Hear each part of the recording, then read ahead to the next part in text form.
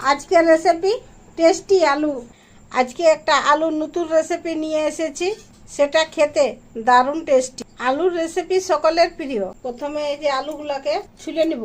এই যে ধুয়ে নিয়েছি, ছোটগুলা গোটা, বড়গুলা দু টুকরো করে নিব।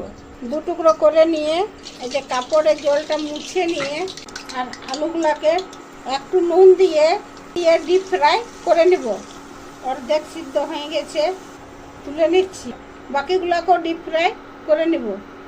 ফ্রাই করা আলুটা নিয়ে একটা গ্লাস নিয়ে এইভাবে হালকা হালকা দাবে নিয়ে এইভাবে চ্যাপটা করে নিব। এমনি করে সবগুলাকে চ্যাপটা করে নিব। এই যে চ্যাপটা করে আবার গোল্ডেন ব্রাউন করে ফ্রাই করে নেব। এই যে গোল্ডেন ব্রাউন হয়ে গেছে, তুলে নিচ্ছি। এইভাবে বাকিগুলোও ফ্রাই করে নিব।